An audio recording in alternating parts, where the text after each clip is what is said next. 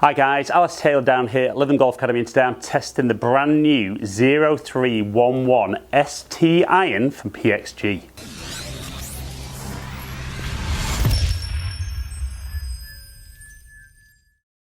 Right guys, so PXG, been in the marketplace now for a few years.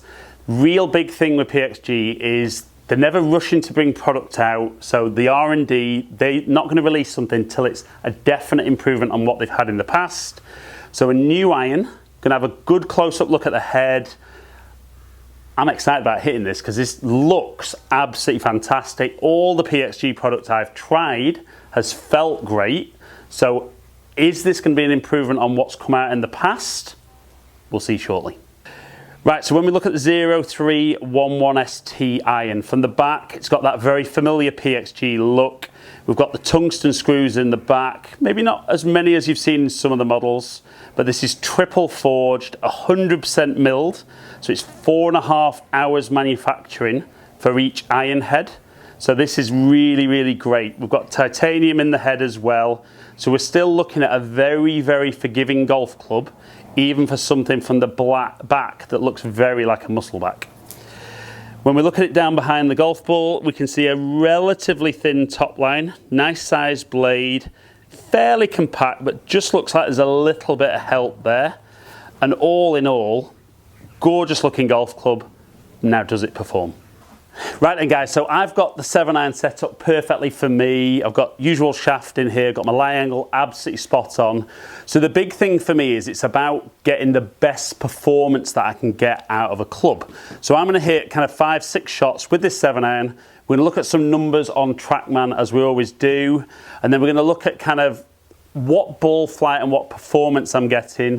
We're going to maybe talk about why I'm getting this optimum ball flight, hopefully from this 7-iron, and see if the 0311 ST is something that could be going in your bag.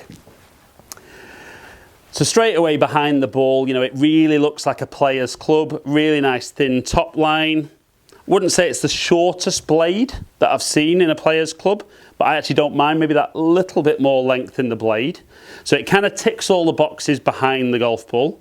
We know from the close-up of the head, it's jam-packed full of technology, and certainly with what they're doing with the tungsten and the titanium in here, it should be about optimizing each iron. Now I'm obviously only looking at 7-iron, so generally speaking, I know what I'm looking for from a 7-iron.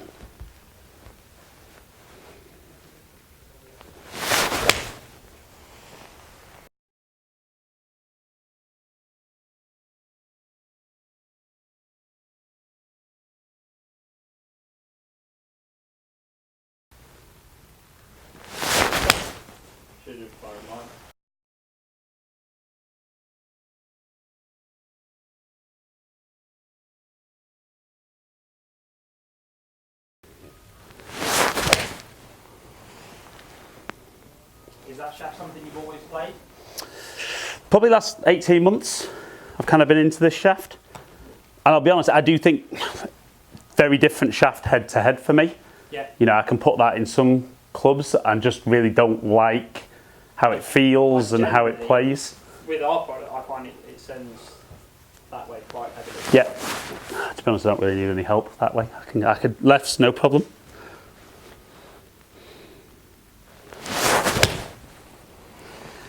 Right, so that's an interesting one because that was definitely a little bit out the toe. So it'd be interesting to see carry numbers.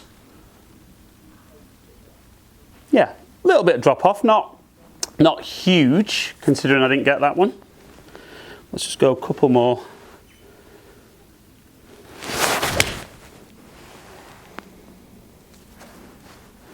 Again, it does feel soft, you know, as you'd expect with something that's made as this club is. So feels great, looks good.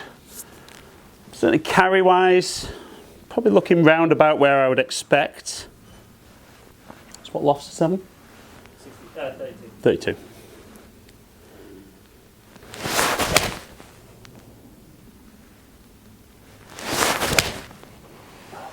Good. You can see when we look at the numbers there, everything pretty much lining up where I would expect. Spin a little bit on the low side, which again is generally down to me. but seeing a little bit more spin there than I would see with a lot of irons, predominantly because that loft's staying there at 32 degrees, still giving me enough spin, but good height, good ball speed, and getting out there. So certainly at the moment, that's the shaft I would play.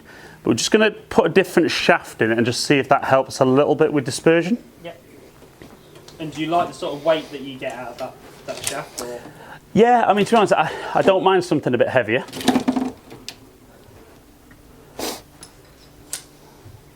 So just going to try something.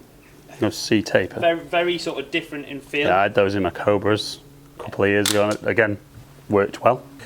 Right, guys, so I've changed shaft, and this more about dispersion than kind of performance on this one. So in theory, this one shouldn't go as far left.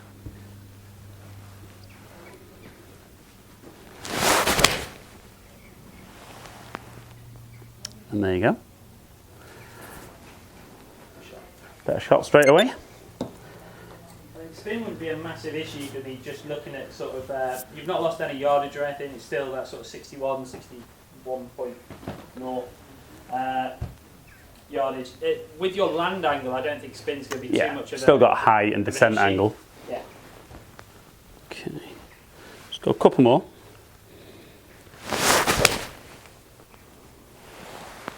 Yeah, it just definitely feels more solid. Initially starting a little bit further right as well, so giving you that sort of buffer for it if it was going to drift back. And that's probably more my swing tendency. I get a little bit too much from the inside. Yeah.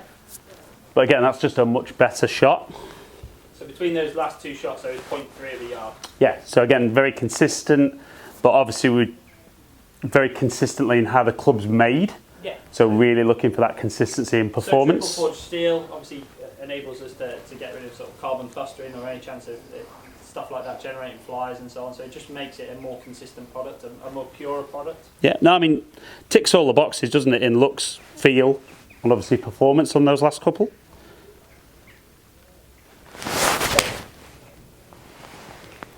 That one a little bit clean, but again, certainly much less left.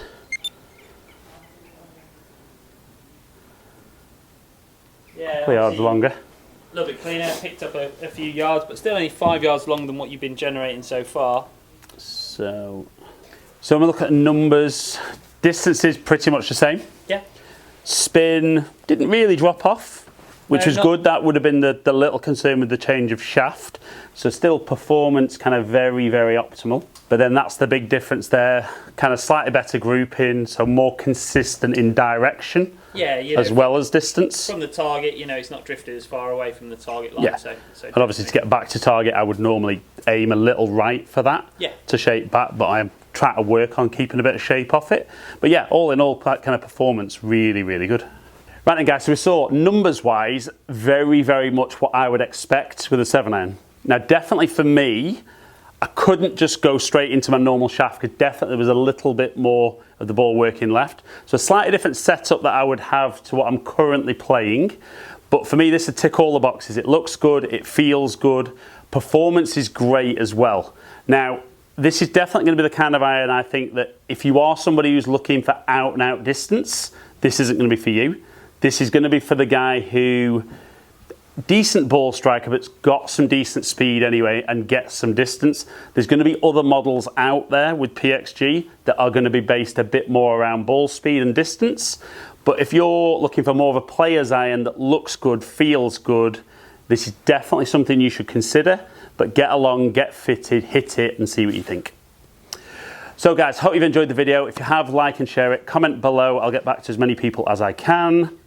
If you've enjoyed the video, click the subscribe button, ring the notification bell, follow me on all my social media platforms, all under Ali Taylor Golf. Hopefully catch up with some guys down here soon. Stay in contact.